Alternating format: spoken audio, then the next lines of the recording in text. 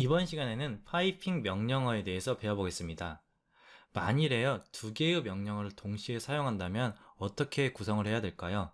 파이핑 명령어는요, 세로바인데요, 파이프 라인이라는 의미입니다. A라는 명령어가 있으면요, 파이핑을 하고요, B라는 명령어로 하면요, A라는 명령어의 스탠다드 아웃풋을요, B라는 명령어의 스탠다드 인풋으로 보내는 것입니다. 이것이 중간에 파이프를 넣어서요, 세로바를 넣어서 파이핑 명령어를 이용을 합니다. 자, 실습을 통해서 한번 배워보겠습니다. 자, 예를 들어서요, date라는 명령어가 있죠. 자, 오늘의 날짜를 출력을 해주는데요. date 그리고 1번을 하고요. 1번을 안 넣어도 됩니다. date txt로 만들어 주겠습니다. date 1이라는 것을요, date txt로 출력을 하죠. 화면을 줄여보고요. 탐색기에서 보게 되면 date txt 파일이 생성이 됐습니다. 더블 클릭해서 열어보면요. 자, 파일 안에 date의 출력값이 저장이 되어 있죠. 그 다음에요, 이 파일 내용을 한번 쪼개 보도록 하겠습니다. cut이라는 명령어를 사용하는데요. cut을 하고요, 띄고요, 스탠다드 인풋입니다.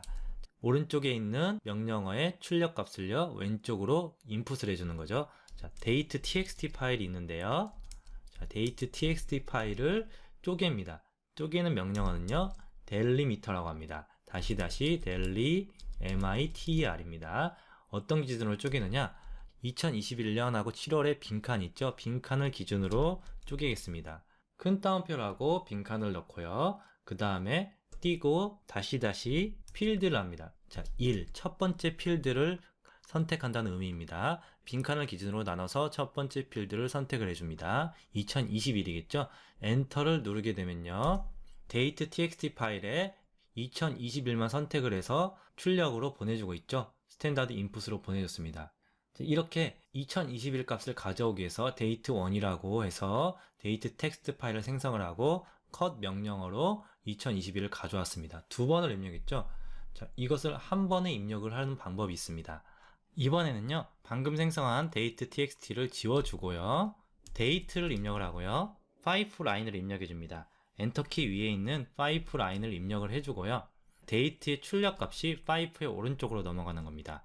그 다음에 cut을 하는데요, delimiter 그리고 위와 동일하게 field 숫자 2를 입력을 해줍니다. 그러면요, date의 출력값이요, cut 명령을 통해서 첫 번째 필드인 2017이 출력이 되겠죠. 엔터를 누르게 되면 2021이 출력이 됩니다. 그 다음에 커서 키를 위로 올려서 이 출력 값을요, 띄고 스탠다드 아웃풋으로 오른쪽 앵글 브라켓을 해서 date txt 파일로 만들어준다. 엔터를 누르게 되면요, 2021이 date txt 파일로 만들어졌을 겁니다. 텍스트 파일을 더블 클릭해서 열어보면 2021이 나오죠.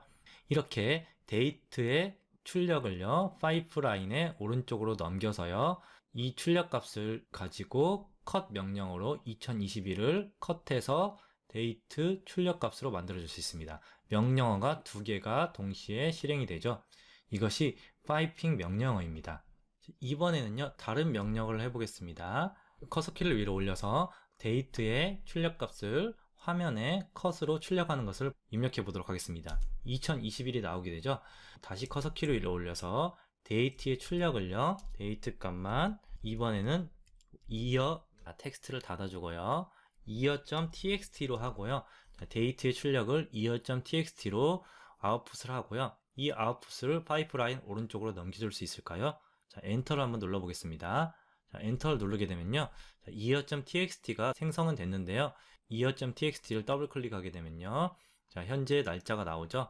year.txt로 아웃풋으로 출력이 되면요, 파이프라인 오른쪽으로 넘어가지가 않습니다. 이미 출력이 텍스트로 가버렸기 때문입니다. 만약에 이 출력을요, 파이프라인 오른쪽으로 넘겨주고 싶으면 어떻게 하느냐, t 명령어가 있습니다. 커서 키를 위로 올려서요, date를 하고요, 파이핑을 하고요, 세로바를 입력해주고 그 다음에 t라는 명령어를 입력해줍니다. t year.txt. t라는 명령어는요, 파이프를 아래로도 하나 더 만들어주는 겁니다.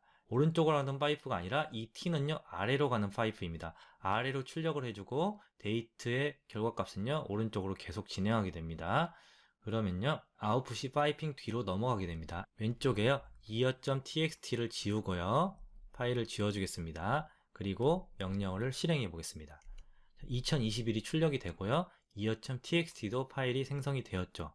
데이트의 출력값이 t라는 명령을 통해서 별도로 출력이 돼서 ear.txt로 만들어졌고요.